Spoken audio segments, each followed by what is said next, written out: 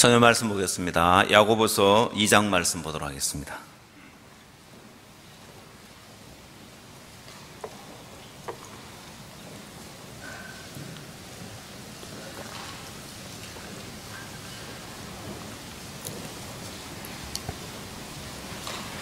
야고보서 2장 10절 말씀부터 제가 읽도록 하겠습니다.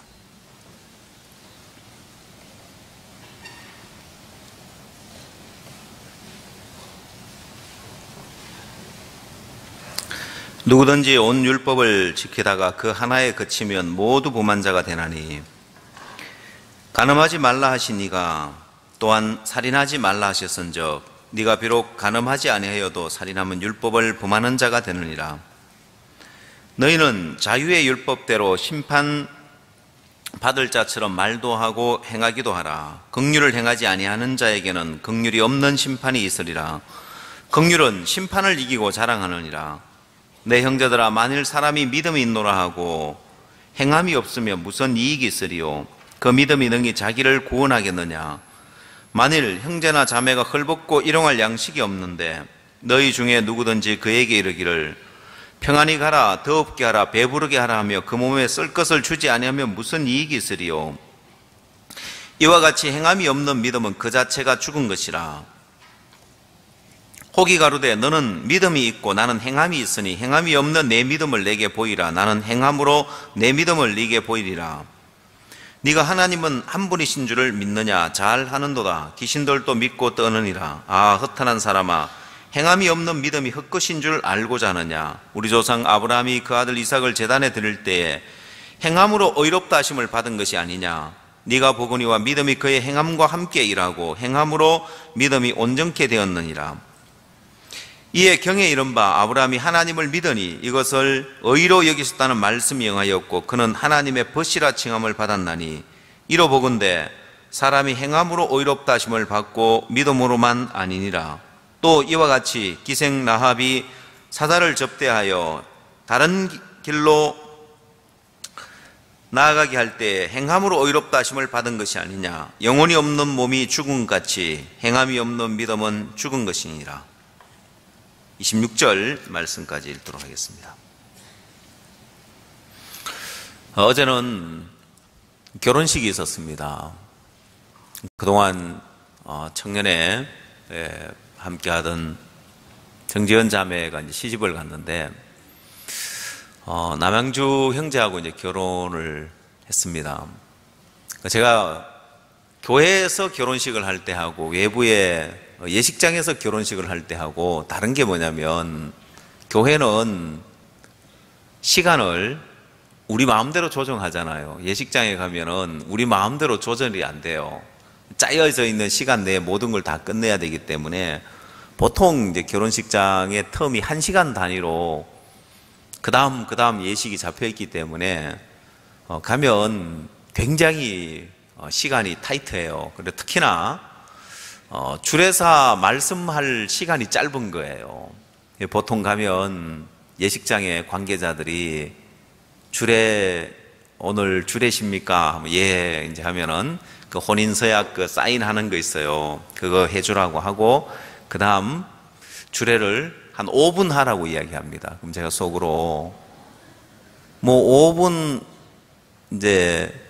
하면 할 게 없잖아요. 보면은 우리 세상에서는 5분도 길다 생각할지 모르지만은, 근데 중요한 것은 예식장에 온 사람들이 주례에 관심이 없어요. 그래서 누구한테 관심이 있을까요? 신랑 신부요? 틀렸어요. 먹는 데 관심이 있어요. 요즘은 피로연하는 장소에 액정으로 쏴주고 있어요. 지금 예식장에 뭐 하는지 보라는 거예요. 결혼식도 안 먹고 밥 먹고 앉아 있으니까 액정으로라도 이렇게 보라고 이렇게 보여줘요. 그런데 주례사에 관심이 있을까요? 관심이 없죠. 그래서 이제 제일 낮은 마인드를 가진 사람이 먹는 데만 관심이 있어가지고 그 필요한 장소에 가서 아예 예식장에 안 올라오는 사람, 그 다음 그래도 신랑 신부를 한번 봐야 되겠다 싶어가지고 신랑 신부 보러 이제 예식장에 올라와 있는 사람, 주례가 누군지도 몰라요. 보면은 관심이 신랑 신부에 있으니까. 제가 어떻게 하면 사람들이 이 주례사에 관심을 갖고 귀를 기울이고 들을까? 그래서 이제 결혼을 할 때, 신랑 신부가 결혼을 할 때 사람들은 전부 다 와서 그 신랑 신부를 보면서 어떤 생각을 할까요? 어떤 생각을 할까요? 나도 저럴 때가 있었지 하면서 이제 이런 생각을 하는 거예요. 처녀 총각들은요, 나는 언제 저런 때가 오나, 이렇게 이제 생각이 단순하게 그렇게 생각이 돌아가요. 다들 생각하기를 나도 저럴 때가 있었지 하다가, 또 어떤 사람은 내가 그때 그 인간하고 결혼을 안 할 건데, 그 인간하고 결혼하는 바람에 내 신세 이렇게 망쳤다, 뭐 이런 이제 생각을 한다든지, 어쨌든 그날은 사람들이 와서 결혼식장에 와서 어떤 생각을 하느냐, 뭐 나도 저렇게 좋을 때가 있었다든지, 또 여자들은 늙어가는 게 한스러우니까 나도 저런 고운 때가 있었는데 라든지, 뭐 하여튼 관심이 이제 거기에 이렇게 있어요. 제가 주례를 하면서 제일 중요한 것은 뭐냐, 이 부부가 행복하게 사는 게 제일 중요한 거잖아요. 근데 우리나라가 이혼율이 1위라고 하는데, 전 세계에서 물론 통계적으로 그렇습니다. 왜냐하면 외국에서는 거의 혼인신고 하지 않고 사는 경우가 많고, 우리는 결혼을 하면 꼭 혼인신고를 하기 때문에 거의 정확한 데이터가 이렇게 나와서 정확한 그 퍼센테이지를 따질 수 있으니까 아마 우리나라가 제일 높을 겁니다.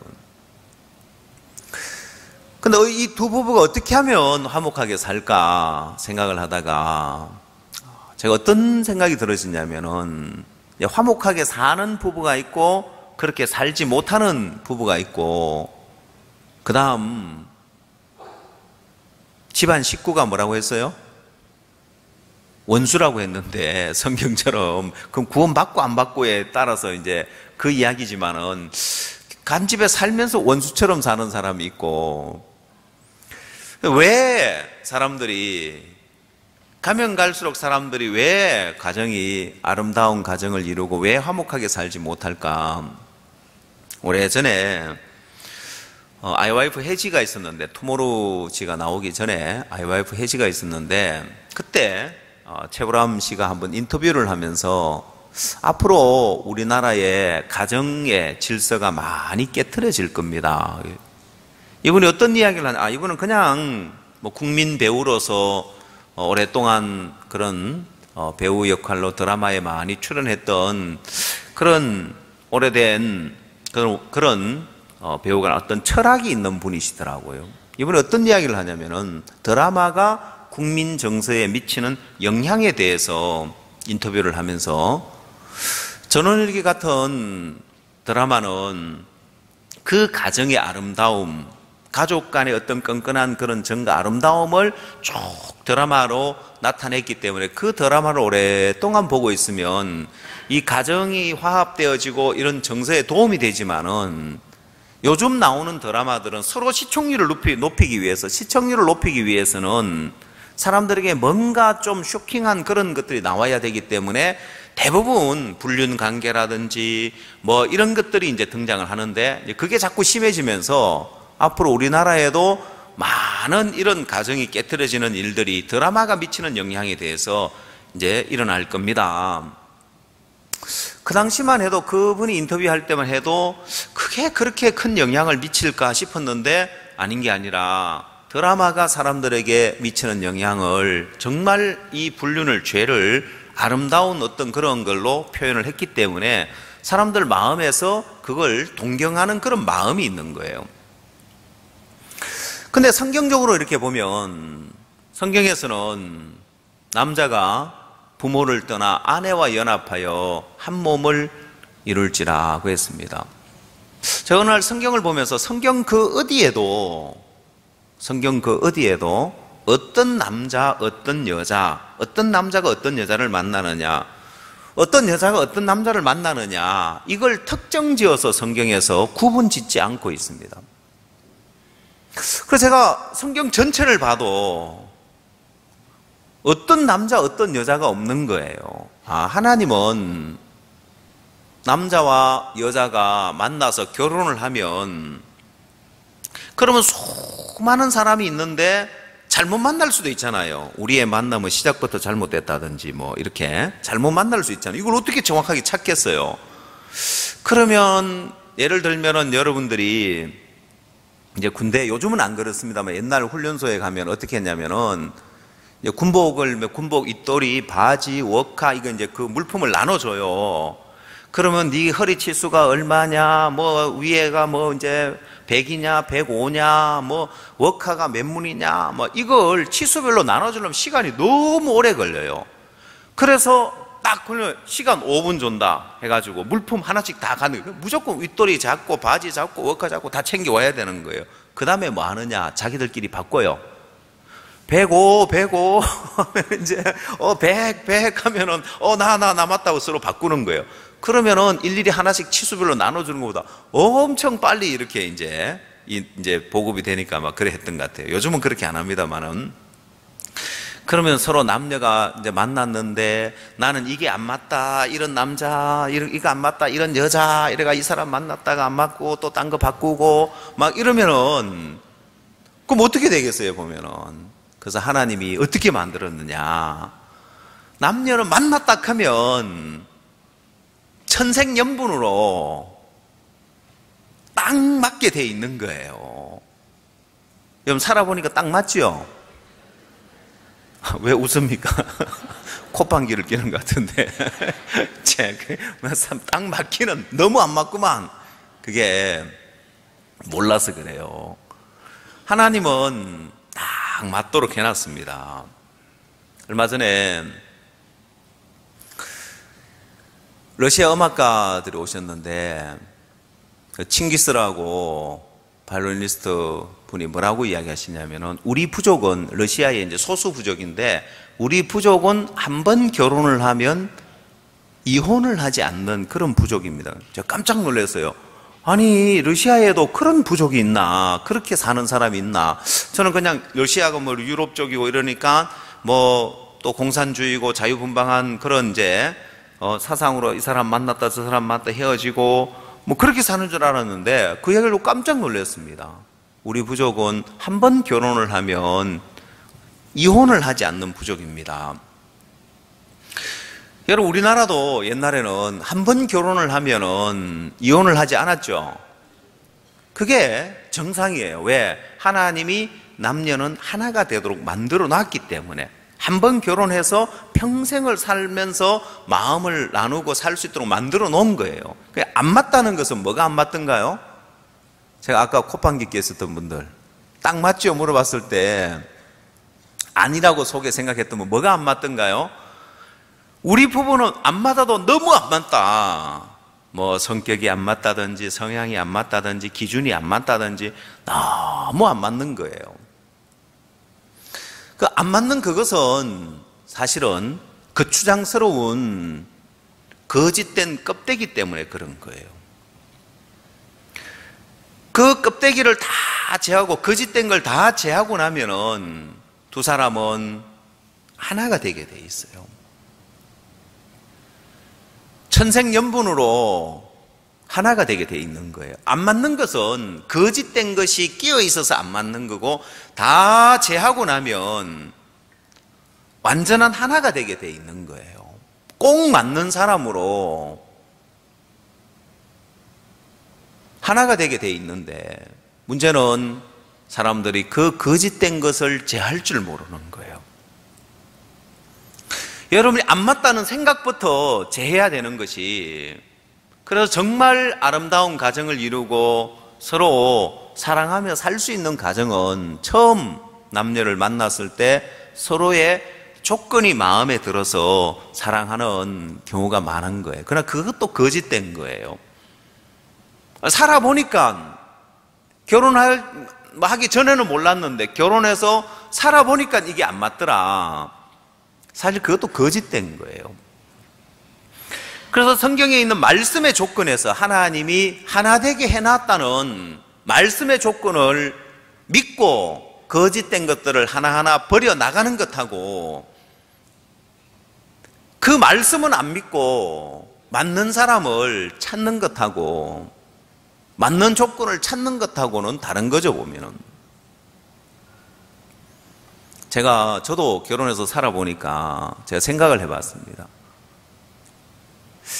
구원받기 전에 만약에 구원을 안 받고 제 아내하고 만나서 살면은 잘 살았겠나 못 살았겠나 생각을 해봅니다. 잘 살았을 것 같아요, 못 살았을 것 같아요?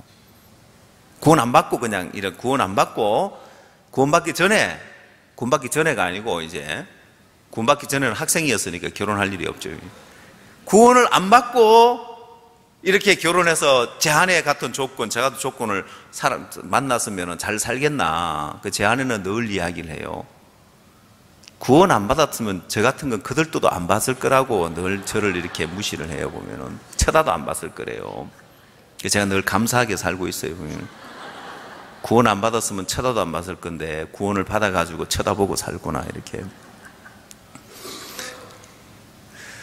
그래서 제가 가만히 생각을 해보면 구원을 안 받았으면 우리 부부는 절대 화목하게 잘 살 수 없겠다. 제 아내는 또 성질을 얼마나 잘 부리는지 몰라요.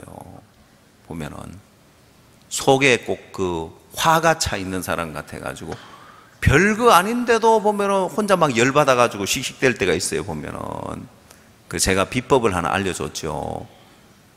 제 아내가 최근에 이제 제가 뭔 말을 하는데 자꾸 저를 이겨 먹는 거예요. 그래서 여보, 지는 게 잘하는 거라는 걸 깨우쳐 줬어요. 지는 게 고수다. 이제 이기는 게 고수가 아니고, 제 아내는 이겨야 되는 줄 알았다는 거죠. 이기는 게 고수가 아니고 지는 게 고수다. 그럼 목사는 하더라고요. 목사는 아직 고수가 못 돼서 내 사람들 다 뭐락하고 막 늘 책망하고 이겨먹고 살다 보니까 지는 그 단계에 아직 못 들어간 거예요. 목사가 다 그런 게 아니고 저 같은 경우를 이야기하는 거예요. 제 아내가 깨달았는데 실천을 할지 모르겠습니다. 보면은 또 그런 상황이 오면 또 이겨먹으려고 할지, 맞아, 지는 게 고수야 해가지고 또 지고 살지 모르겠지만, 여러분, 우리는 거짓된 걸로 둘러싸여 있는 거예요. 이 거짓된 것들을 다 제하고 나면, 여러분이 안 맞다, 안 맞는 조건이 있으면 이거 다 거짓된 거야. 말씀 안에서는 하나님이 하나 되게 해놨다는 걸 믿으면 이제 이 거짓된 것들을 제하는 삶을 살아보는 거예요. 야, 이거 너무 안 맞다. 이게 왜 안 맞느냐? 거짓된 것이 끼어 있어서 안 맞는 거예요. 거짓된 것들을 제하면은 딱 맞아 떨어지게 돼 있는 거예요.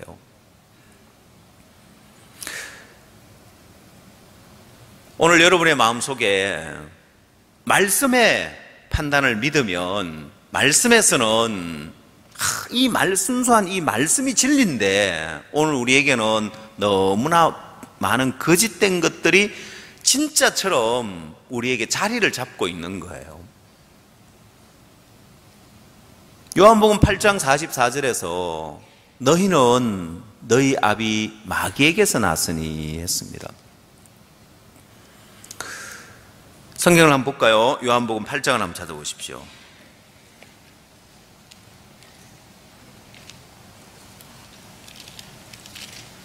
요한복음 8장 44절입니다.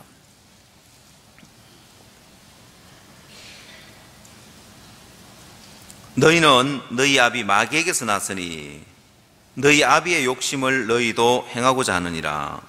저는 처음부터 살인한 자요 진리가 그 속에 없으므로 진리에 서지 못하고 거짓을 말할 때마다 제 것으로 말하는 이는 저가 거짓말쟁이요 거짓의 아비가 되었습니다.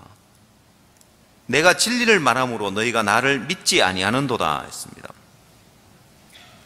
여러분, 예수님은 진리를 말한다고 했고 마귀는 거짓을 이야기를 한다고 했습니다. 근데 마귀가 거짓을 이야기할 때마다 거짓말을 지어낸다고 한 것이 아니라 거짓을 말할 때마다 제 것으로 말하나니 했습니다. 자, 자기 것으로 이야기하는 그 자체,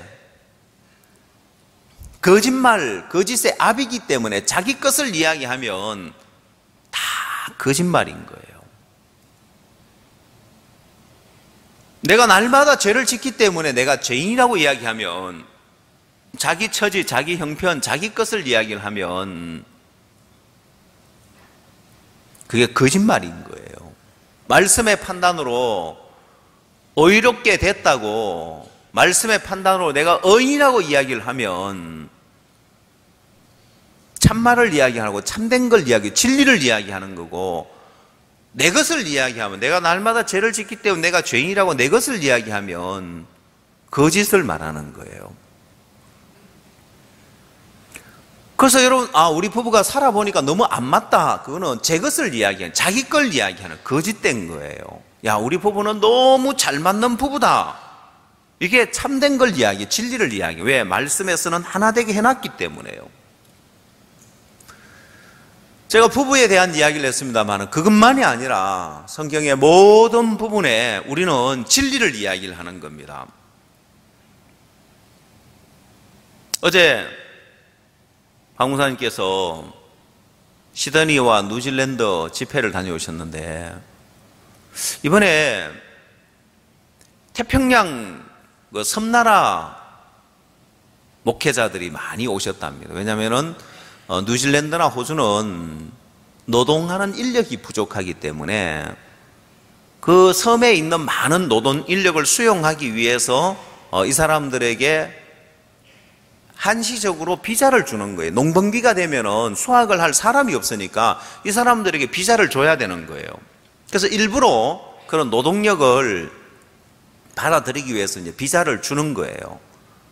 그래도 몇 개월 이 사람들이 와서 지내야 되고, 또 그러다 보니까 그 파생된 가공하는 일도 해야 되고, 이렇게 하다 보니까 많은 섬나라 사람들이 와서 그런 노동하는 근로자로서의 어떤 많은 사람이 있다 보니까 그 섬나라에 많은 목회자들도 와서 정착을 해서 살고 있는 거예요. 그래서 이번에 그런 섬나라 많은 목회자들이 오셨다고 하더라고요.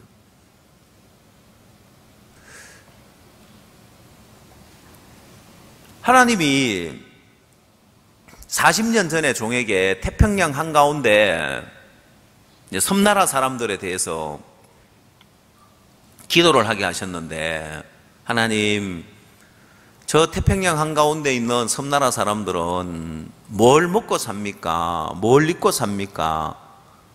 저들에게 누가 복음을 전합니까? 그 당시만 해도 태평양 한가운데 섬나라, 그때 이제 목사님이 지도에서 본 섬나라 사람들은 폴리네시아 섬 사람들이었어요. 태평양 한가운데 있는. 수년 전에 목사님과 같이 뉴질랜드에 가서 집회를 하는데 섬나라 목회자 부부가 이렇게 왔습니다. 덩치가 큰 목사님이 이렇게 오셨는데, 사모아라는 섬에서 살다가 뉴질랜드에서 목회를 하고 계신 목사님이었는데 덩치가 크신 분이었습니다. 첫날 집회 때 와서 자기 교인들, 가족들 다 데리고 와서 복음을 들으셨습니다. 둘째 날 또 이분 오셨는데 로비에서 목사님 만나셔서 첫날 오셔서 이제 복음 듣고 하셨으니까 목사님이 농담 삼아서 그 사모님에게, 폴리네시아에 가면 당신 같은 사람이 미인이라고. 폴리네시아의 미의 기준은 덩치가 큰 사람이 이제 미인인 거예요. 그래 이야기를 하니까 그 목사님이, 목사님, 우리 사모아 섬이 폴리네시아에 속해 있습니다. 목사님 깜짝 놀라시는 거예요. 저는 왜 깜짝 놀라는지 몰랐습니다. 숙소에 돌아와서 목사님 말씀하시기를, 내가 40년 전에 폴리네시아 군도에 있는 그 선 사람들을 기도했는데 하나님이 목사님 눈앞에 그 폴리네시아 사람이 와서 복음을 듣고 목사님 집회에 참석해서 구원을 받았으니까 그렇게 기뻐하신 거예요. 하나님이 그 기도를 이루시기 위해서 폴리네시아 섬뿐만 아니라 미크로네시아 섬, 태평양 한가운데 섬나라들에게 복음을 전할 수 있는 길을 활짝 열고 계시는 거예요. 그래 그 당시에 보면은 전 세계 지도에 큰 나라들 많은데, 사람이 많은 사는 나라들도 많은데 40년 전에는 선교사도 없을 때니까 우리가 복음을 전해서 전 세계에 복음을 전하고 선교를 한다. 이 섬나라 구석구석까지 누가 복음을 전할까? 그래서 이 죽어가는 그 심령을 두고 기도하고 종이 그 사람들이 구원받기를 기도했는데 하나님이 그 기도를 들으시고 섬나라 사람들을 많이 구원하신 거예요. 우리가 알지도 못했던 키르바시 섬에서 들어보지 못한 그런 나라였는데, 그런 나라가 있나 싶었는데 키르바시에서 장관님이 오셔서 구원을 받고 거기에 교회가 개척되고 구원받는 사람들이 일어나고, 바누아투에 또 피지에 솔로몬에 계속해서 교회가 세워지고 복음의 역사도 일어나는 거예요. 눈으로 볼 때는 그냥 태평양 한가운데 있는 섬나라들이고 누가 여기 가서 복음을 전할까 싶었지만은 열방을 유업으로 주리라는 말씀이 실상이었습니다. 그 말씀대로 하나님이 열방을 유업으로 주시고 그 일을 하나님이 이루신 거예요. 늘 말씀이 실상이더라는 거예요. 말씀이 참된 것이고 내 눈에 보는 형편이나 내 보여지는 거나 내 느껴지는 거나 내 생각들은 이 모든 건 다 거짓된 것이더라는 거예요. 그 거짓된 것들을 버리고 우리는 진리를 말하는 이걸 배워야 되는 거예요. 이게 영적인 소리인 거예요. 여러분이 미국에 가서 살면 영어를 배워야 될 거고, 남미에 가서 살면 스페니쉬를 배워야 될 건데, 신앙을 하려면 영적인 소리를 할 줄 알아야 되는 거예요. 영적인 소리는 내 것을 이야기하는 것은 거짓된 것이고 진리를 이야기하는 것이 영적인 소리인 거예요. 그 첫 번째 입문이 뭐냐? 영적인 소리 입문이 뭐냐? 내가 의롭게 됐다는 게, 예수 그리스도의 보혈로 내가 의롭게 됐다, 나 의인입니다고 할 수 있는 게 첫 입문인 거예요. 나는 날마다 죄를 지으니까 죄인입니다 하는 사람은 거짓을 이야기하는 거예요. 제 소리를 이야기하는 거예요. 진리를 이야기할 줄 모르고 제 것을 이야기하는 거예요.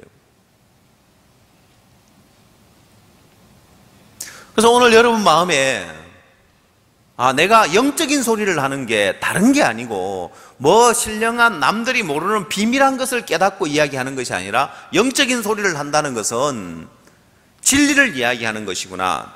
내 소리, 내 형편, 내 것을 이야기하는 것이 아니라 말씀의 판단을 이야기하는 거고 진리를 이야기하는 거구나. 내가 날마다 죄를 지으니까 죄인이라고 이야기하는 것은 거짓된 것을 이야기하는 거고 예수 그리스도의 보혈로 내가 의롭게 됐습니다. 나 의인입니다 하고 이야기하는 게 진리를 이야기하는 거고 이게 영적인 소리더라는 거예요. 그러면 내가 내 아내에 대해서도 말씀에서는 돕는 배필이라고 했고 하나 되게 해놨다고 하면 나와 꼭 맞는 아내라고 말할 수 있는 사람이 진리를 말하는 사람인 거예요. 여러분 삶의 어려움을 만났을 때 지금 어려운 형편을 이야기하는 사람이 아니라 하나님은 합력해서 선을 이룬다고 했으면 이거 선한 거야, 이거 좋은 거야 라고 이야기할 수 있어야 되더라는 거예요.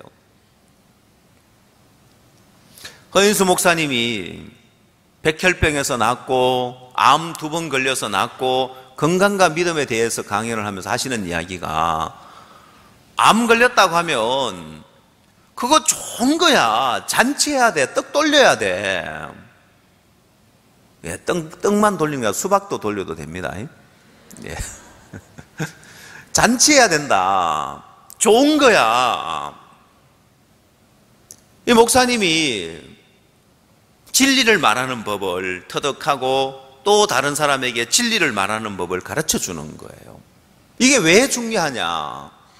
여러분, 진리를 말한다는 것은 마치 땅에 계획을 하고 설계를 하는 것과 같은 거예요.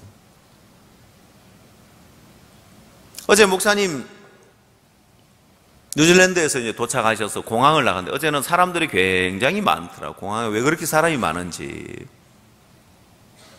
인천공항에 옛날 김포공항을 국제공항으로 사용하다가 인천공항으로 옮겼는데 정말 잘 옮겼죠, 보면은. 이렇게 공항 이용객들이 많아졌는데 김포공항에서 어떻게 거기서 좀 뭐 확장해가지고 하려고 애를 썼으면은 턱없이 부족했겠죠. 그리고 김포공항하고 영종도 인천공항하고 큰 차이가 나는 게 뭐냐면 도심에 있는 공항들은 비행기가 24시간 뜨고 내릴 수 없습니다. 그냥 그 주변에 사는 주민들을 위해서 잠자는 그 시간대는 비행기가 뜨고 내릴 수 없는 비행 금지 시간이 있는 거예요. 근데 이제 영종도 같은 데는 섬에 있기 때문에 거기는 24시간 비행기가 뜨고 내릴 수 있는 거예요. 그래서 많은 비행기들이 이 인천공항을 경유해서 가는 거예요. 24시간 뜨고 내릴 수 있으니까. 방콕 공항 같은데 아프리카를 갔다가 방콕에 갔다가 그쳐서 오려면 굉장히 불편합니다. 왜냐하면 9시간, 11시간 기다려야 되는 거예요. 왜? 도착을 해서 그 다음 한 2-3시간 뒤에 비행기를 갈아타면 딱 좋은데 그 시간대가 안 맞는 거예요. 그건 24시간 뜨고 내릴 수 없으니까 그렇게 많은 공백기가 있는 거예요. 우리나라 공항은 언제든지 뜨고 내릴 수 있으니까 이제 이 동북아의 허브로서 역할을 하고 아주 좋은 공항인데 거기에 공항을 만들기 전에 그냥 거기는 섬이었습니다. 영종도 그냥 섬이었습니다. 어느 날 공항 예정 부지로 정해지면서 그때부터 설계가 들어가고 그러면 섬까지 어떻게 연결할 거냐, 다리를 만들자, 영종대교를 만들자. 그럼 이쪽에서 가는 사람들은 그쪽 서울까지 가서 둘러가야 되냐? 그럼 인천대교를 만들자. 한때 인천대교가 아시아에서 제일 긴 다리라고 할 정도로 길게 다리를 연결해서 섬까지 연결을 했습니다. 여러분, 그런 모든 일들이 언제 시작되었냐면은 어느 날 영종도를 국제공항으로 만들고자 하는 계획을 세우면서부터, 결정하면서부터 일이 시작되어졌습니다. 여러분 마음에 내가 왜 진리를 말해야 되냐면은 진리를 말하면서부터 내 마음 안에 계획이 수립이 되는 거예요. 결정이 되는 거예요. 그러면 그때부터 하나님의 능력이 공급되고 하나님의 일하심이 공급되면서 여러분 마음에서 진리를 말하는 대로 그대로 여러분 삶 속에서 하나님이 그 일을 이루어 가시고 만들어 가시는 거예요. 왜 여러분이 교회 와서 말씀을 계속 들어야 되냐면은 여러분이 말씀을 계속 듣지 않는 사람은 늘 하는 소리가 제 것을 이야기해요. 자기 소리 이야기해요. 내가 이렇고 내가 저렇고 내 남편이 이렇고 내 아내가 이렇고 늘 자기 이야기하지 진리를 이야기할 줄 몰라요. 입에서 나오는 소리가 거짓을 이야기하는 거예요. 하나님이 일할 수 없는 자기 소리를 계속해서 이야기를 하고 있는 거예요. 아무리 문제가 많고 아무리 어려움이 많아도 말씀을 들으면 진리를 이야기할 수 있는 사람이 되는 거예요. 진리를 이야기하면 지금 형편이 어떠하든지 간에 내가 진리를 이야기하면 그때부터 마치 영종도에 공항을 세우겠다고 선정되고 설계가 들어가고 공사가 시작되는 것처럼 내 마음의 진리를 말하게 되어지면 그때부터 하나님은 이제 계획을 하고 일을 하고 하나님의 능력이 공급되고 하나님 역사가 공급되어져서 그대로 일을 이루시는 거예요. 엄청난 일들이 일어난단 말입니다. 단지 내 마음에 진리를 말하면서부터, 그건 내 마음에 진리를 말할 때 하나님의 뜻이 세워지는 거고 하나님의 계획이 세워지는 거고 이제는 하나님 일하심이 시작되는 것이기 때문에요. 그러나 사람들은 늘 자기 소리하고 삽니다. 제 것을 이야기하고 사는 거예요. 자기 형편을 이야기하고 내 눈에 보여지는 걸 이야기하고 내 마음에 들어지는 소리를 하고 다 거짓된 소리인 거예요. 거짓을 말할 때마다 제 것을 이야기한다고 거짓된 소리를 하고 사는 거예요. 말씀이 없는 사람은 거짓된 것을 이야기할 수밖에 없습니다. 왜? 이건 내 생각을 부인해야 되고 내 눈으로 보는 걸 부인해야 되고 내 형편을 부인해야 되는데 말씀 없이 내 눈에 보여지는 걸 부인할 수 있느냐는 거예요. 말씀 없이 내 형편을 부인할 수 있느냐? 절대로 불가능합니다. 그래서 늘 자기 소리하고 사는 거예요. 내가 이래서, 내가 저래서, 내가 이렇고 저렇고 내 형편, 내 생각을 이야기하는 거예요. 오늘 여러분의 마음속에 내가 진리를 말하기 시작하면 그건 하늘에서는 이제 하늘의 능력을 부어줄 그 일을 시작하시구나. 야, 그러면 지금 내 눈에 보이는 형편이 어떠하든지 간에 늘 내 소리하고 거짓된 소리를 하고 살 것이 아니라 진리를 이야기하고 사는 거구나.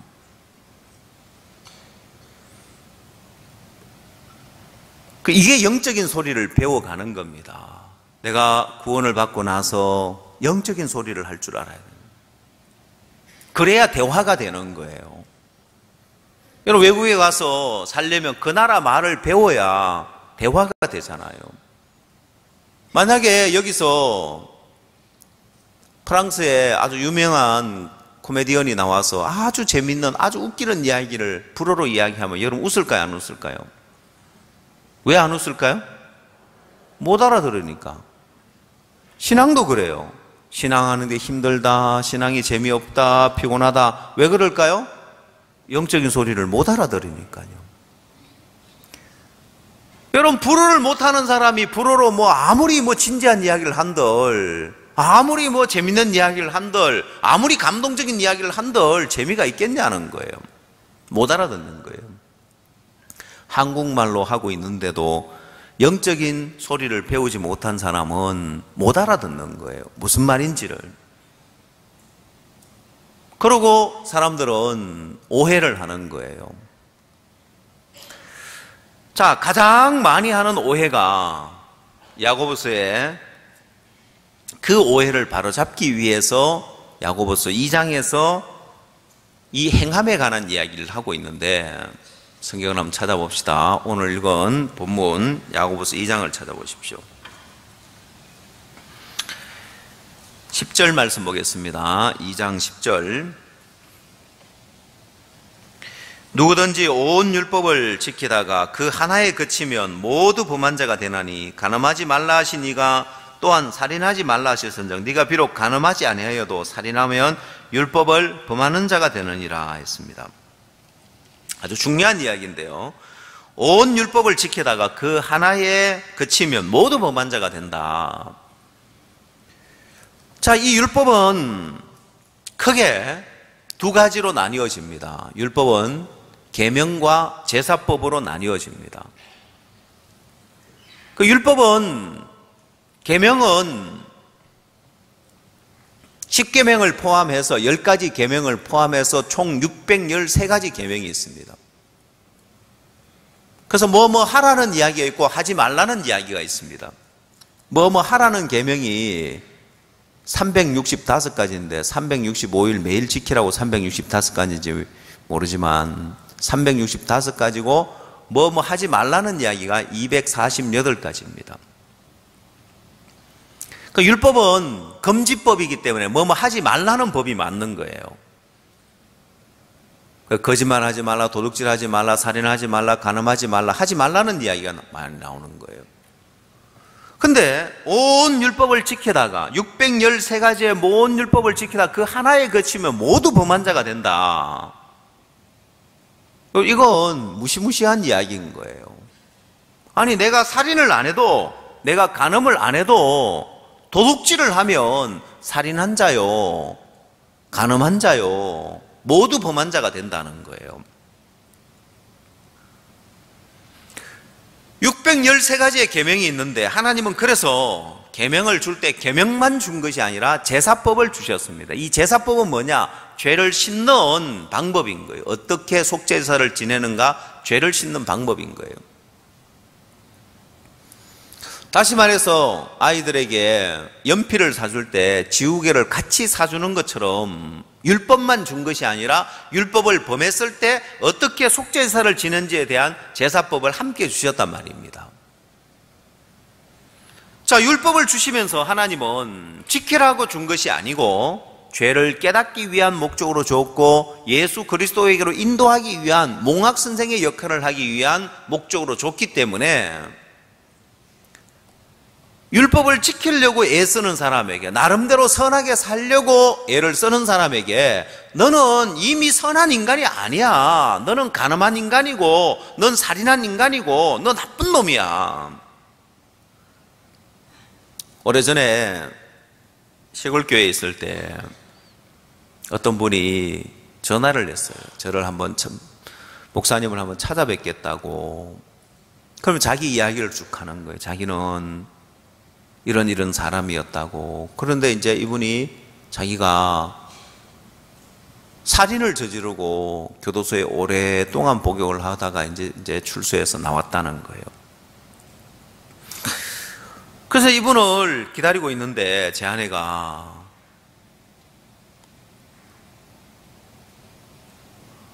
살인범이 살인수조 온다고 하니까 그런 사람들은 어떻게 생겼는가 하더라고요. 제가 어떻게 생겼기는 우리하고 똑같이 평범하게 생겼지. 그게 뭐 얼굴에 써져 있습니까? 보면은 살인할 자라고 뭐 써져 있는 게 아니잖아요. 보면은.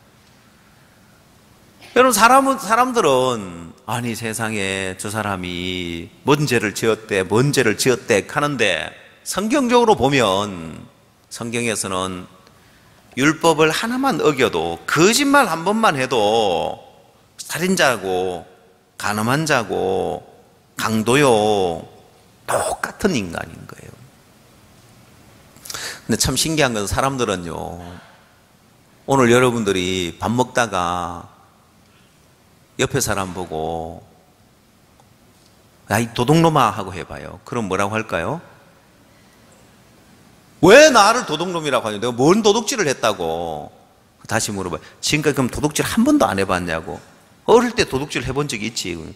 도둑질 했으면 도둑놈이죠. 근데 절대로 자기가 도둑놈이라고 생각을 안 해요.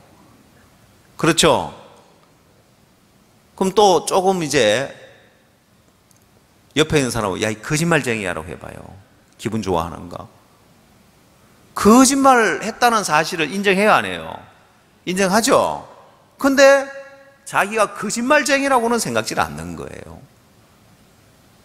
아니, 살인을 안 했는데 성경은 이야기하기를 살인자라는 거예요. 간음을 안 했는데 간음한 자라는 거예요. 왜? 하나만 어기도 다 범한 자가 된다는 거예요.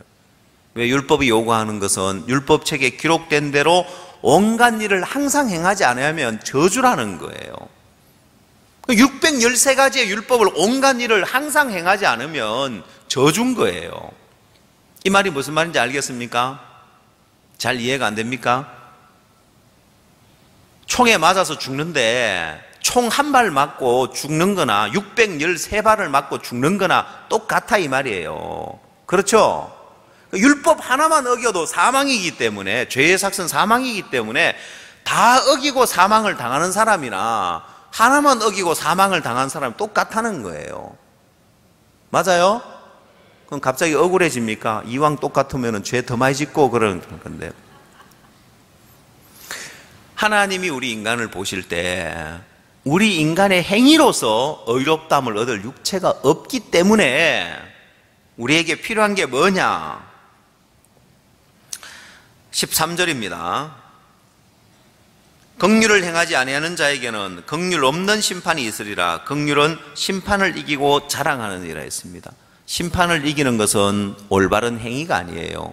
심판을 이기는 것은 여러분 경건한 삶이 아니고, 심판을 이기는 것은 뭐라고 했습니까? 긍휼이라고 했습니다. 긍휼은 심판을 이기고 자랑하느니라 했습니다. 무엇이 심판을 이긴다고요?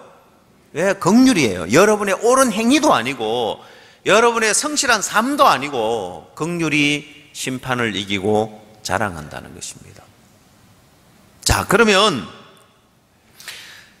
긍휼에다 초점을 맞춰놓고 그 다음 야고보서 2장 14절부터 한번 보도록 하겠습니다. 이건 구원을 받은 사람들이 이 부분을 정확하게 잘 모르면은 굉장히 혼돈스러운 신앙을 하게 되어 있어요. 올바른 신앙을 못합니다. 그래서 이 야고보서 2장은 구원을 받고 난 이후에 올바른 신앙의 길을 가느냐 잘못된 신앙의 길을 가느냐, 이 말씀이 올바른 신앙의 길을 갈 수 있도록 길잡이가 되어줍니다. 이걸 정확하게 아는 사람은 올바른 신앙의 길을 가고, 이걸 모르는 사람은 잘못된 신앙의 길로 가게 되어 있습니다. 그래서 야고보서 2장이 굉장히 중요한 부분을 차지하는데, 이걸 정확하게 깨달은 사람은 올바른 신앙의 길을 가게 되어 있습니다. 자, 한번 봅시다. 14절, 내 형제들아, 만일 사람이 믿음이 있노라 하고 행함이 없으면 무슨 이익이 있으리요? 그 믿음이 능히 자기를 구원하겠느냐? 만일 형제나 자매가 헐벗고 일용할 양식이 없는데 너희 중에 누구든지 그에게 이르되 평안히 가라, 더욱게 하라, 배부르게 하라 하며 그 몸에 쓸 것을 주지 아니하면 무슨 이익이 있으리요? 이와 같이 행함이 없는 믿음은 그 자체가 죽은 것이라 했습니다.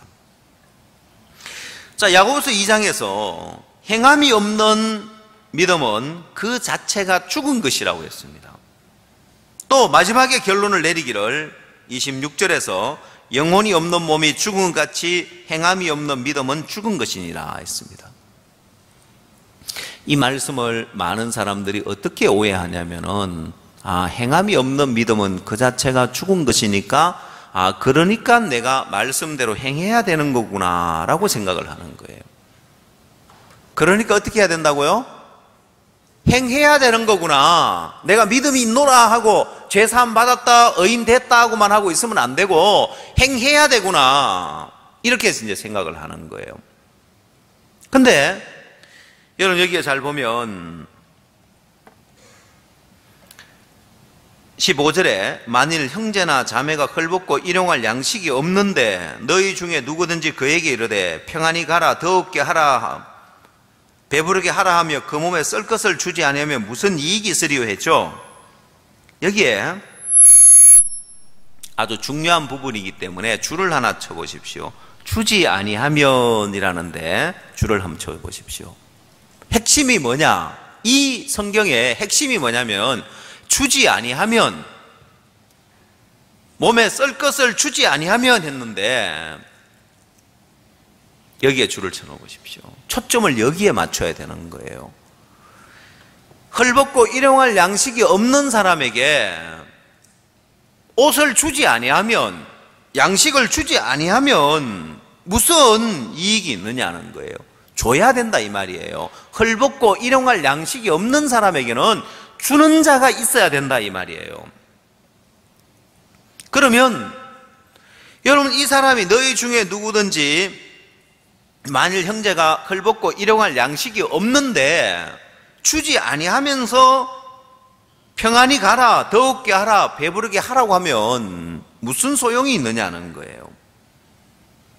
그러면 여러분이 신앙에 잘 안 되는 부분이 있어요. 부족한 부분이 있어요. 없는 부분이 있어요. 어려운 부분이 있어요. 자, 그 부분에 그렇게 할 수 있는 능력을 주지 아니하면서 주님이 하라고 하면 무슨 소용이 있겠냐는 거예요. 주님은 절대 그렇게 하지 않는다는 거예요. 자, 여러분, 일용할 양식이 없는 자에게 광야에 5,000명이 모여 있을 때 주님은 오병이어의 기적으로 떡을 만들어 주면서 배부르게 하라고 했습니다. 떡을 만들어 주면서 배부르게 하라는 거 누가 못합니까? 먹고 남은 그 12강주리에 거두었던 것처럼 5,000명이 먹고 남을 만큼 충분히 만들어 주셨습니다. 여러분, 사람들이 먹고 배부르게 먹고 남은 강주 12바구니인데 먹기만 먹었을까요? 아니면 나중에 먹으려고 또 챙겨놨을까요? 모르겠어요. 보면은 이스라엘 사람들은 어땠는지 모르겠지만 한국 사람 같으면은 공짜라면은 막 양재물도 마신다고 틀림없이 이제 채워놔가지고, 그때 옷이 주머니가 있었는지 모르지만 틀림없이 이제 배가 불룩하게 나와요. 왜? 집어넣어가지고 이제 이렇게 배가 불룩하게. 왜 그렇게 배에 많이 튀어나오냐? 많이 먹었더니만 많이 나왔다. 사실은 이 안에 막 다 넣어놓은 거예요. 여러분, 그 많은 사람이, 남자만 사실은 5,000명입니다. 수만 명의 사람이 됩니다. 먹고 배부를 만큼 충분히 주면서 배부르게 하라. 쉽습니까? 어렵습니까? 쉽죠. 주님이 오병이어의 기적을 일으키고 배부르게 하라고 했지, 언제 알아서 각자 알아서 사 먹고 오라고 하더냐는 거예요. 필리핀에 가니까 그렇게 하더라고요. 마인드 교육을 하는데, 현직 교사들을 위해서 마인드 교육을 하는데 아침 8시부터 오후 5시까지 하는데, 제가 아침 8시부터 일찍부터 시작하잖아요. 야, 과연 필리핀 사람들이 과연 시간 맞춰 일찍 오겠나 싶은가, 다 일찍 와서 줄 서가 기다리고 있더라고요. 그 필리핀은 쇼핑센터가 발달되어 있어서 그 쇼핑센터에 전부 다 이제 극장이 있는 거예요. 우리나라에 이제 극장, 그 쇼핑센터 극장이 있는 것처럼 제1관, 제2관, 제3관 있는데 커요. 거기는 한 700명, 800명 들어갈 수 있는 그런 큰 극장인데 거기서 이제 마인드 강연을 하는 거예요. 그 마인드 강연에 좋은 점이 있어요. 뭐냐면 그 영화에 사용하는 그 스크린에 이제 그 화면이 나오는 거예요. 그러니까 얼마나 커요. 대형 화면에 크게 스크린에 이렇게 그 PPT 띄워서 강연하니까 더 실감나고 참 좋더라고 보니까. 극장식이니까.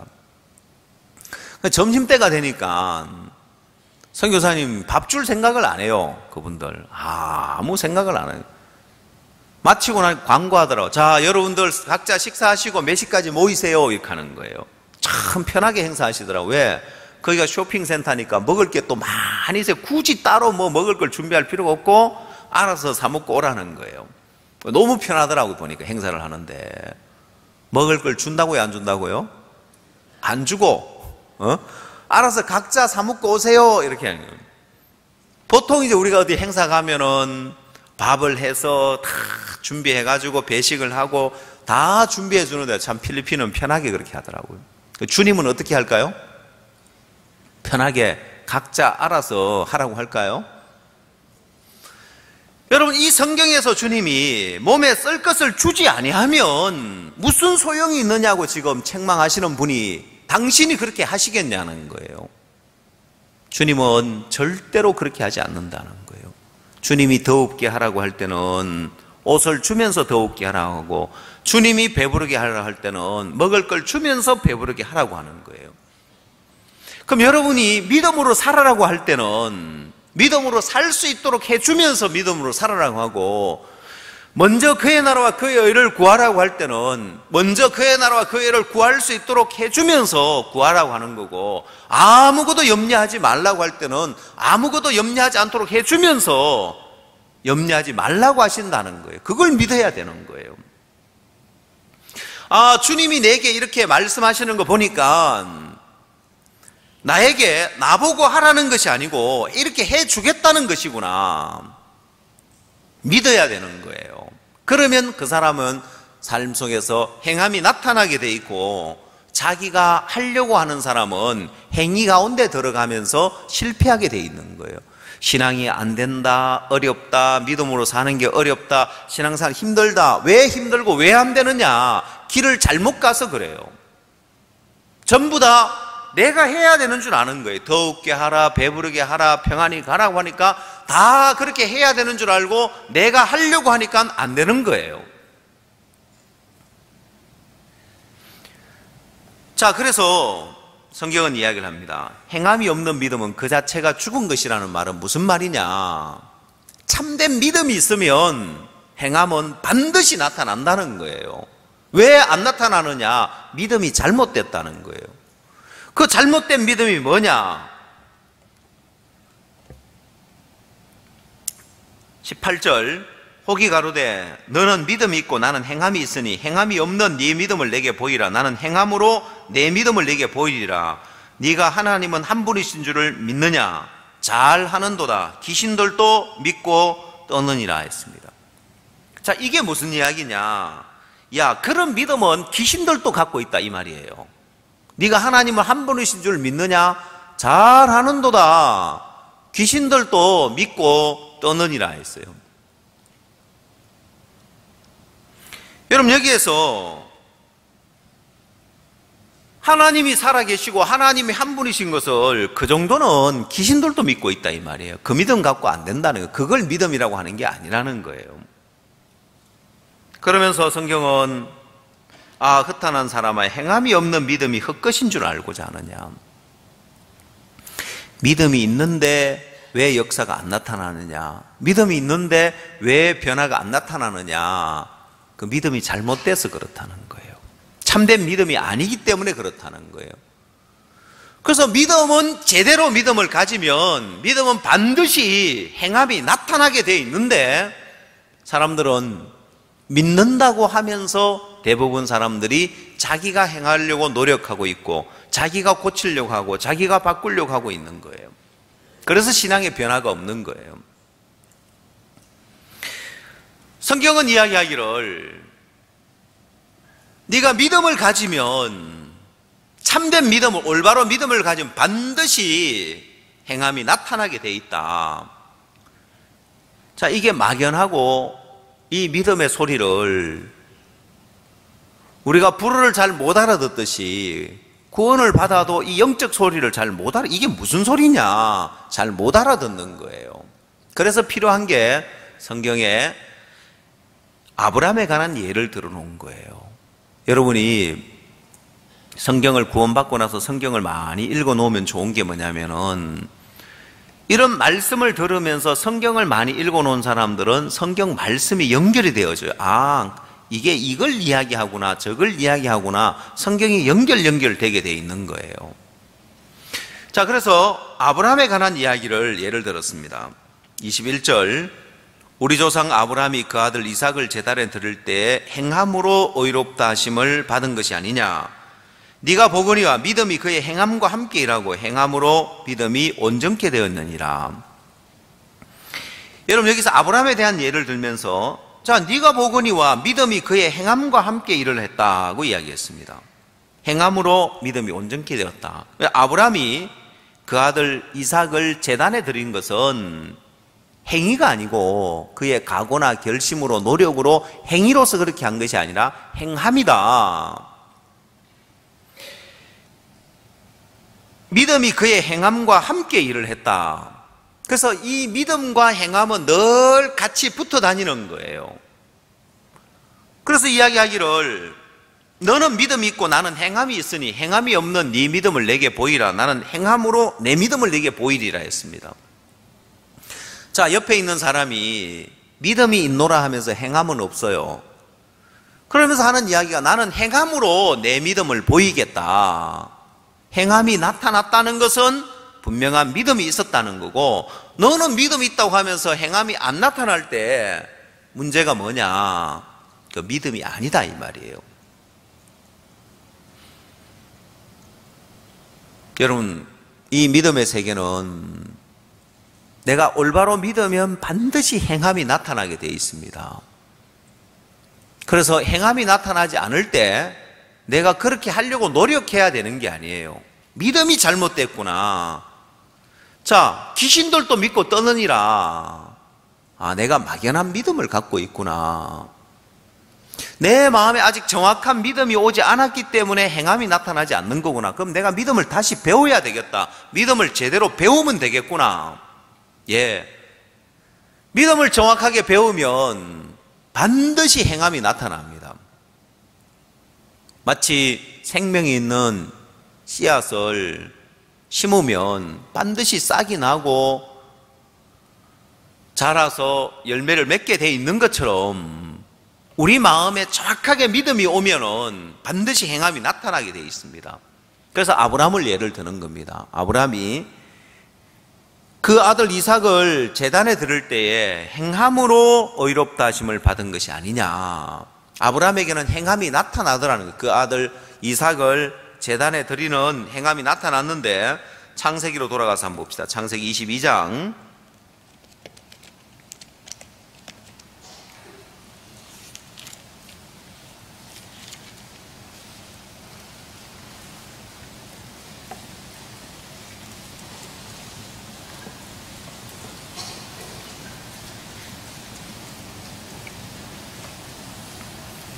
10절 말씀 보겠습니다. 창세기 22장 10절. 손을 내밀어 칼을 잡고 그 아들을 잡으려 하더니 여호와의 사자가 하늘에서부터 그를 불러 가라사대 아브라함아 아브라함아 하시는지라. 아브라함이 가로되 내가 여기 있나이다 하매 사자가 가라사대 그 아이에게 내 손을 대지 말라. 아무 일도 그에게 하지 말라. 네가 네 아들 내 독자라도 내게 아끼지 아니하였으니 내가 이제야 네가 하나님을 경외하는 줄을 아노라 했습니다. 자, 아브라함은 실제로 이삭을 번제로 드리려고 칼을 들고 아들을 잡으려고 했습니다. 자, 이걸 성경은 이야기하기를 아브라함에게 행함이 나타났다는 거예요. 네 아들, 네 사랑하는 독자 이삭을 데리고 모리아 땅으로 가서 내가 네게 지시하는 한상 거기서 그를 번제로 드리라고 했습니다. 여러분, 아브라함은 조금도 근심하지 아니하고 조금도 갈등하지 아니하고 곧장 모리아 산으로 가서 함께한 종들을 데려가면 말릴 거기 때문에 종들을 두고 아들만 데리고 갔습니다. 여러분, 아브라함이 이렇게 행함이 나타날 수 있는 것은 이런 믿음의 삶을 보면 행함입니다. 행함을 보면 여러분이 뭘 배워야 되느냐? 뭘 배워야 되느냐? 오늘 야고보서에서 줄을 치라고 했죠? 어디에다 줄을 치라고 했습니까? 주지 아니하면. 이렇게 할 수 있는, 아브라함이 이렇게 할 수 있는 능력을 주지 아니하면 아브라함은 절대 이렇게 인간은 이렇게 행할 수가 없어요. 자기 자식을 어떻게 번제로 드려요? 그러면 아브라함이 이렇게 할 수 있는 것은 하나님이 이렇게 할 수 있도록 주셨다는 거예요. 그러면 우리는 아브라함처럼 행하려고 해야 되는 것이 아니라 아브라함처럼 이렇게 행할 수 있는 능력을 받는 데 초점을 맞춰야 되는 거예요. 그래서 아브라함이 어떻게 이렇게 행할 수 있는가 하고 봤더니만 그 비결은 창세기 21장에 나오는 거예요.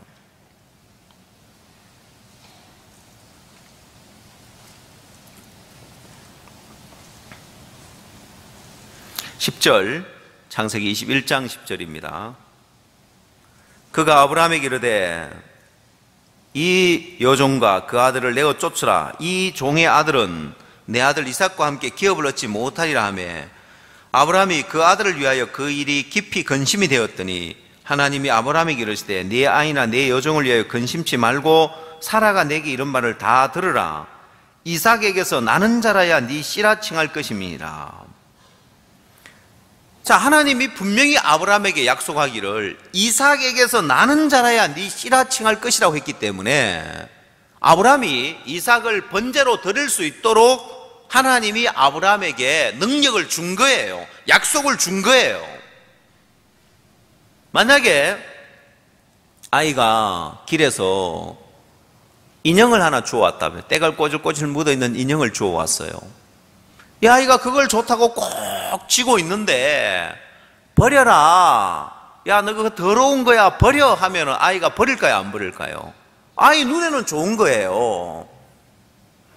그 아이가 안 버리죠. 근데 만약 그거 버려, 내일 엄마랑 마트에 가서 엄마 그거 새로 하나 사줄게, 새 걸로 사줄게 하면 어떨까요? 버리겠죠? 그러면 이 아이가 버릴 힘이 어디서 왔어요? 엄마가 그걸 버리도록 만들어 준 거예요. 엄마가 준 거예요. 자기가 스스로 버린 것이 아니라 자기는 이 인형이 더럽지만은 자기가 갖고 싶은 인형이었고 자기가 좋은데 버리라 하니까 못 버리더라는 거예요. 근데 언제 버리느냐? 엄마가 내일 하나 사줄게. 그러면 버릴 수 있는 거고, 만약에 아빠가 퇴근을 안 했다면은 여보 당신 오늘 퇴근할 때 들려가지고 마트에 들려가지고 인형 하나 사와, 요런 인형 하나 사와 하고 인형을 사가지고 와서 야 이거 새 거 줄게 너 그거 버려 하면 어떨까? 아이가 당장 때가 꼬이면 버려버리겠죠? 그 자기가 버린 거예요?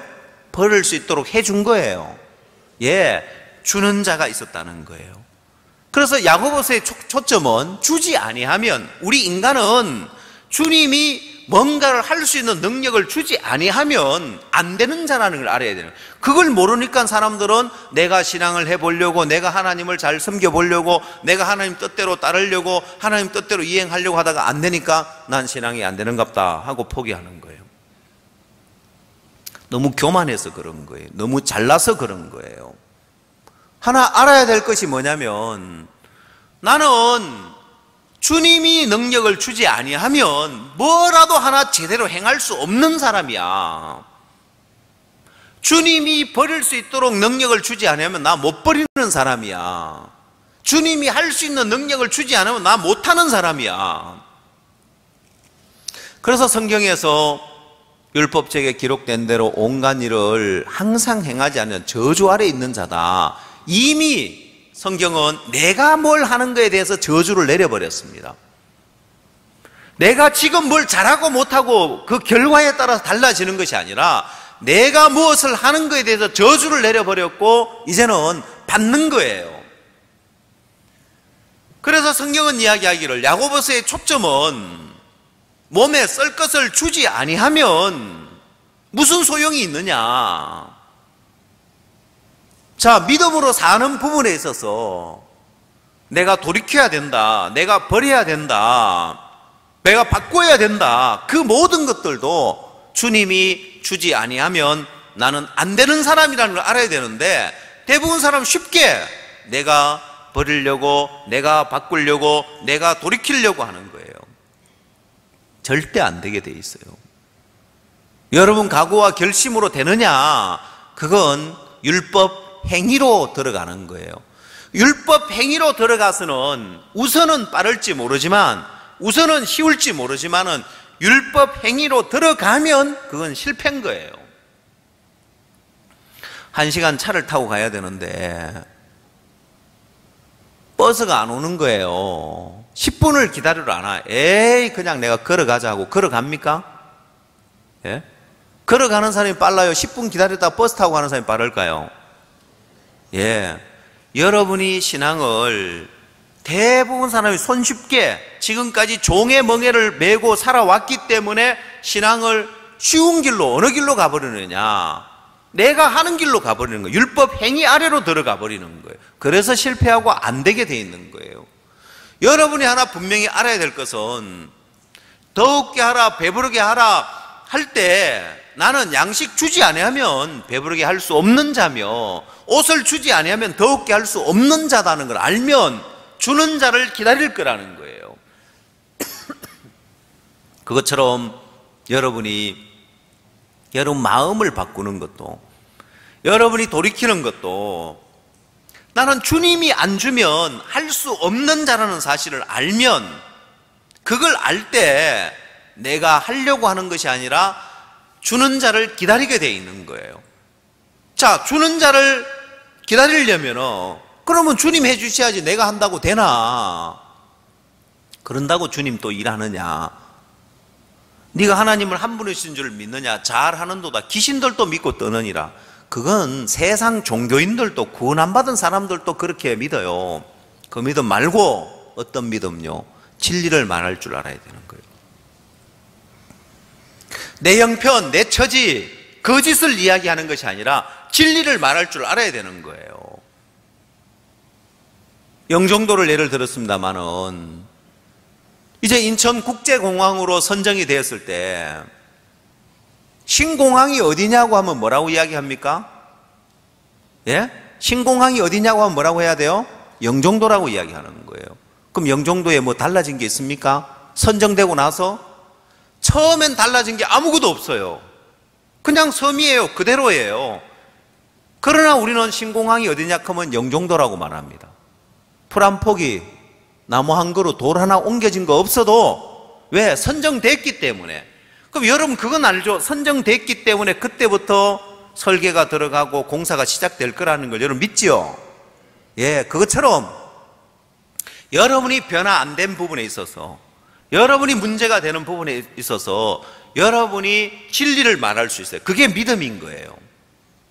내가 하려고 하는 것이 아니라 주는 자를 기다려야 되는데, 그 주는 분이 더욱게 할 수 있는 옷을 주지 아니하면, 배부르게 할 수 있는 양식을 주지 아니하면 내 스스로 할 수 없는 자인데 그분이 언제 주느냐는 거예요. 문제는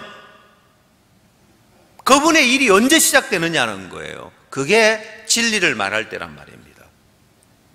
막연하게 내가 한다고 되나? 주님 하셔야지. 그리고 기다리고 앉아있어 봐요. 행함이 나타나는가? 안 나타나요. 언제 행함이 나타나느냐? 내가 진리를 말할 때예요. 내 것을 이야기하는 것이 아니라, 내 형편, 내 처지를 이야기하는 것이 아니라 진리를 말할 수 있어야 되는 거예요. 그때 하나님의 일하심이 시작되게 돼 있는 거예요. 아브라함 아들이 없는데 열국의 압이라고 말할 수 있어야 되는 거예요. 그러면 진리를 말하는 것이 되기 때문에 하나님의 능력이 그에게 역사되기 시작하는 거예요. 요셉 비록 감옥에 가 있어도 나 치리자라고 말할 수 있어야 되는 거예요. 그때 하나님 일하심이 시작되어지는 거예요. 사도 바울 매를 많이 맞고 빌립보 감옥에 갇혔습니다. 사도 바울이 밤중쯤 되어서 하나님을 찬미했습니다. 죄수들이 들었습니다. 왜 밤중쯤 되어서 하나님을 찬미했냐는 거예요. 그전에는 하나님, 나 복음 전하러 왔는데 하나님이 아시아에서 말씀을 전하지 못하게 하고 환상 중에 마게도냐 사람이 나타나서 건너와서 우리를 도우라고 해서 마게도냐로 왔는데 뭐 좀 복음 일 좀 하는가 싶었더니만 왜 내가 이 감옥에 있어야 됩니까? 자기 처지, 자기 형편, 자기 어려운 것 속에 있다가 밤중쯤 되어서 하나님을 찬미했다는 거. 하나님 이거 좋은 거네요. 하나님 이거 잘된 거네요. 마음 옮겼다는 거예요. 그래서 진리를 이야기하는 거예요. 하나님을 찬미했다는 것은 진리를 이야기할 수 있더라는 거예요. 자, 그러니까 하나님 역사가 시작되더라는 거예요. 옥문이 열리고 간수가 죄수들이 다 도망한 줄 자기를 하려고 하는데 네 몸을 상하지 말라. 간수에게 복음을 전하고 그와 온 집이 구원을 받고 하나님의 능력이 임하기 시작하고 하나님 역사가 임하기 시작하더라는 거예요. 그래서 여러분 마음에 이 야고보서의 말씀에 행함이 없는 믿음은 헛것이다. 그러니까 내가 행해야지가 아니에요. 행위로 가야 될 것이 아니라 내가 주를 믿는 믿음을 가지면, 진리를 말하면 주의 능력이 역사되어지고 주의 일하심이 시작되어져서 주의 능력을 불러오고 역사를 불러오고 변화를 불러오고 불가능한 일들이 이루어지며 일들이 되게 돼 있는 거예요. 야고보서에서는 하나님이 아브라함에게 이삭을 번제로 드릴 수 있는 능력을 줬기 때문에 이삭을 번제로 드리러 갔지, 아브라함 스스로 절대로 그렇게 할 수 없는, 인간이라면은 어떻게 자기 자식을 잡아서 내장을 꺼내고 각을 떠서 불태워 드리냐는 거예요. 불가능한 일이에요. 아브라함은 그렇게 할 수 있었던 것은 하나님이 그래 할 수 있는 능력을 줬기 때문에, 약속을 줬기 때문에, 네 자손이라 칭할 자는 이삭으로 말미암으려 했기 때문에 아브라함은 죽은 자 가운데서 다시 살려내야 된다는 거예요. 하나님이 거짓말쟁이가 안 되려면 그 하나님을 믿었던 겁니다. 어떻게 해요? 하나님이 이미 21장에서 네 자손이라 칭할 자는 이삭으로 말미암으리라고 말씀해 줬기 때문에, 그래서 아브라함이 할 수 있었던 것이, 행함이 나타났던 것이 그 스스로가 행함을 나타냈던 게 아닙니다. 주는 자가 없으면 절대로 행함이 나올 수 없는 거예요. 여러분 삶도 마찬가지입니다. 주는 자가 없으면 여러분 삶의 행위는 나타날지 몰라도 하려고 애쓰고 결국 가면 실패고 결국 가면 안 되는 그런 결과는 나타날지 몰라도 행함은 안 나타나는 거예요. 그래서 첫 번째, 하나님이 능력을 주셔야 되고 하나님의 일하심이 있어야 되고 주는 자가 있어야 되더라는 거예요. 몸에 쓸 것을 주는 자가 없으면 무슨 수로 더욱게 하냐, 무슨 수로 배부르게 하냐. 동일하게 여러분 신앙에서도 하나님이 돌이켜주지 않으면 여러분 무슨 수로 돌이킬 거냐는 거예요. 하나님이 바꿔주지 않으면 여러분이 무슨 수로 바꿀 수 있느냐는 거예요. 하나님이 해결해 주지 않으면 무슨 수로 여러분 문제를 해결할 수 있느냐는 거예요. 자, 그래서 여러분이 하나님을 찾고 하나님을 의지하는데 막연히 하나님 이 문제 해결해 주십시오, 이거 도와주십시오, 하나님 당신 살아계시고 하나님 일을 믿습니다, 그 믿음이 아니라 진리를 말할 수 있는, 지금 문제가 있는데 아무 문제 안 된다고 진리를 말할 수 있는 사람, 하나님은 우리에게 이 신앙을 가르치고 싶은 거예요. 진리를 이야기하는 사람이 마음에 믿음이 있는 사람이고 그 믿음을 가지면 행함은 나타나게 돼 있습니다. 그럼 아프지만 나았다고 하는 것도 진리를 말하니까 하나님의 능력이 와서 아프지만 나은 삶으로 하나님이 살게 하시는 거예요. 문제가 많은데 내가 진리를 말할 수 있는 사람, 그 사람에게 하나님은 하나님의 능력과 하나님 역사와 하나님의 일이 시작되는 거예요. 그래서 오늘 여러분 마음에 하나님의 능력을 시작하게 만드는 것, 그건 진리를 말하는 것입니다. 그 믿음을 갖는 것입니다. 지금 내 눈에 보이는 형편이 어떠하든지 내 자신의 모습이 어떠하든지 내가 진리를 말할 때 하나님의 능력이 시작되는 거예요. 사람들은 그 길을 가는 것이 아니라 전부 다 내가 하려고 하더라는 거예요. 종의 멍에를 메고 내가 이렇게 해야지, 내가 더욱게 해야지, 내가 배부르게 해야지. 먹을 것도 없고 입을 옷도 없는데 어떻게 더욱게 하며 어떻게 배부르게 하겠다는 겁니까? 힘만 들고 애만 쓰고 안 되어지는 결과와 주는 것을 믿었을 때, 주는 자를 바라고 주는 자를 믿었을 때 주님의 것이 주어져서 그런 삶을 살 수 있는 행함과 내가 노력하고 내가 애쓰는 행위와는 정반대의 세계예요. 오늘 여러분에게 어떤 문제가 있든지 간에 서두에 부부 사이에 대한, 결혼에 대한 이야기를 했습니다. 그것만이 아니라 내가 모든 부분의 진리를 말하는 법을 배우면 그게 하나님의 능력을 끌어오기 위한 계획을 수립하는 거고, 하나님의 능력의 시작점이 되는 거고, 하나님의 일하심의 시작점이 되는 거고, 하나님의 능력을 끌어올 수 있는 계기가 되는 것입니다. 오늘 여러분이 내 소리를 한다는 것이, 자기 것을 이야기한다는 것이 거짓된 것이라는 사실을 깨닫고 진리를 말하면서 하나님 일하심을 경험하시길 바랍니다. 기도하겠습니다.